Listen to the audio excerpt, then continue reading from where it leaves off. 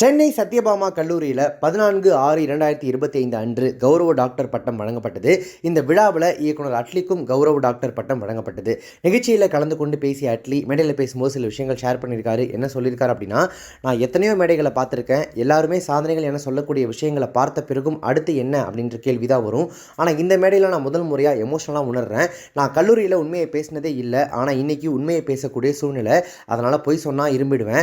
நான் இந்த காலேஜில் பயங்கரமான மாணவன் இருமுகிறாரு. ஊருக்கு யாராக இருந்தாலும் வீட்டுக்கு அரசனாக இருப்பாங்கன்னு சொல்லுவாங்க. அப்படி தான் நம்ம அம்மா நம்மளை வீட்டுக்கு அரசனாக பார்த்துருப்பாங்க. என்னை இந்த காலேஜ் ஆரம்பத்தில் இருந்தே அரசனாக தான் பார்த்தது. பொதுவாக என்னுடைய படங்களை அங்கிருந்து எடுத்தேன் இங்கிருந்து எடுத்தேன் அப்படின்லாம் சொல்லுவாங்க. நான் இன்றைக்கி ஒரு உண்மையை சொல்கிறேன். நான் என் வாழ்க்கையில் நான் பார்த்த விஷயங்களை தான் எடுத்தேன். உதாரணமாக ராயப்பன் கேரக்டர் என்னுடைய தலைவர் என் சான்சலர் ஜேபிஆர் சாரை பார்த்து இன்ஸ்பயர் ஆகி தான் எழுதினேன். காலேஜில் இருந்து போகும்போது எதையுமே மிஸ் பண்ணக்கூடாது அப்படின்னு நினைப்பேன். ஆனால் நான் சொல்கிறேன், உங்களை மிஸ் பண்ணிடாதீங்க. உங்களுக்குள்ளே இருக்கிற காலேஜ் பர்சனாலிட்டியை மிஸ் பண்ணிடாதீங்க. வாழ்க்கையில் பெரிய வெற்றி நல்ல ஃபேமிலி மேனாக இருக்கிறது தான். 1000 கோடி வசூல், இவரோட படம் பண்ணிட்டோம் அவரோட படம் பண்ணிட்டோம், இதெல்லாம் எதுவுமே கிடையாது.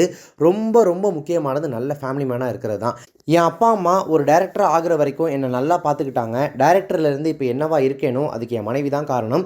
அங்கேருந்து ஒரு நல்ல மனிதனாக மாற என் மகன் காரணம். இவங்க 4 பேர் மட்டும்தான் என்னுடைய குடும்பம் இல்லை. என் அண்ணன் தளபதி விஜய், இன்னும் நிறைய பேர் இருக்காங்க. என் குடும்பம் ரொம்ப பெருசு. வாழ்க்கையில் உங்கள் குடும்பத்தோட அளவை ரொம்ப பெருசாக்கிக்கங்க. ஒரு குட்டி கதையோடு முடிக்கிறேன். ஒரு கோவிலில் உள்ள சிலையும் வெளில படிக்கட்டும் இருந்தான். எல்லாரும் படிக்கட்டை மிதிச்சுட்டு நடந்த சிலையை வணங்கினாங்களாம். கோவில் பூட்டிய பிறகு படிக்கட்டு சிலைக்கிட்ட கேட்டுச்சான், நீயும் கல் தான் நானும் கல் தான், ஏன் என்னை தாண்டி போகிறாங்க உன்னை மட்டும் வணங்குறாங்க அப்படின்னு.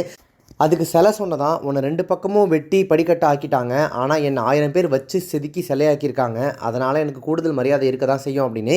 இப்படி உங்களை இன்றைக்கி நிறைய பேர் சுற்றி அடித்தாதான் நீங்கள் நாளைக்கு பெரிய ஆளாக வருவீங்க அப்படின்னு சொல்லி அந்த ஸ்டேஜில் அட்லி பேசியிருக்காரு.